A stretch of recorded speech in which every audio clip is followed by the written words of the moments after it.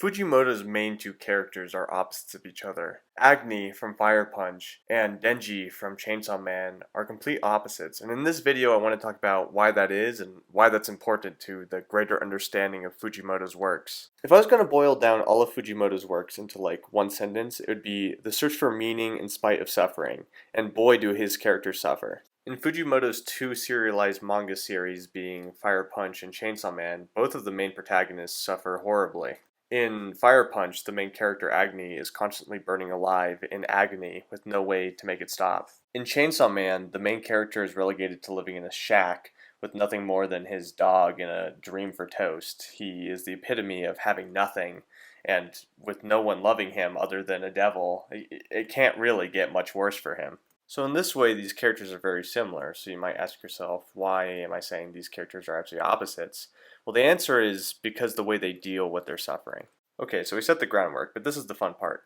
So in Fire Punch, we have a character that wants to die, but no matter what he does, he cannot die. By his very nature, he is unable to die. No matter how many times he tries to kill himself, no matter how many times other people try to kill him, he is unable to get the one thing he wants. The need for life has been thrust upon him. Unlike all of us, who get to choose to live every day, Agni is in an opposite position. There is no good reason for him to be alive. His only goals are revenge and to make movies. It makes no sense. But he has to accept the absurdity of his situation since there are no other options. And so Agni is a character that wants to die and can't, and has to find meaning because there is no other option. Denji, he's more or less the opposite. From the beginning, everyone wants to kill Denji, whether that's the Yakuza he's working for initially to pay off his debts, or whether that's the people that want to use what's inside of him, Pochita, for their own goals. No one is out to protect Denji other than the people that want to use him later on. And so Denji, from the beginning, makes an active choice to advocate for himself and his wants for things as simple as toast. And that is the exact opposite of Agni. He's choosing life despite all the hardness and the finality of it. He's fighting for himself. Okay, quick side tangent, and this is more like me addressing the predominant theories in the community.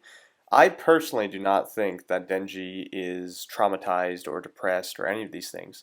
I think Denji is affected by the actions that happen to him, but he still strives for happiness and strives for good things to come to him. Obviously, he has moments where he feels dead or is kind of struggling with his identity. But unlike many fans of the series, I don't think that Denji has some like underlying PTSD or something like that. I read Denji as someone who's authentically happy, or at least authentically looking towards the future and not bogged down by the bad things that happen to him. Yes, he's affected, but no, I don't believe he's traumatized.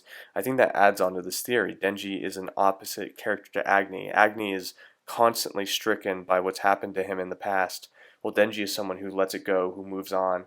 And whether or not that reflects how you deal with trauma in your own life, but I'm just analyzing Denji as a character and not trying to project my own feelings or my own experiences onto Denji.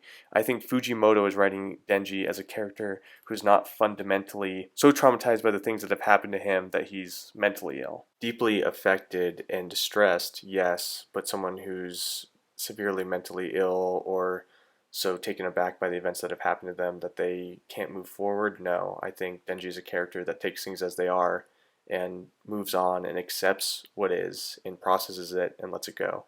And I think that's why he doesn't have like traditional trauma like we might consider it in a mentally ill situation. Okay, so now that we know what these characters fundamentally represent and their mentalities, how does this speak to what Fujimoto is trying to tell us on the meta-analysis over his entire body of work? I think what Fujimoto is largely saying is that life will be thrust upon you and the suffering is going to be bad. In times it's so bad that you don't even want to continue. You're going to be Agni, where your skin is burning on fire, and you have to treat those situations like there is no other option but to move forward. But I think he's also saying something in Denji that it's your choice to choose happiness despite the circumstances. Yes, life sucks. Yes, there will be suffering.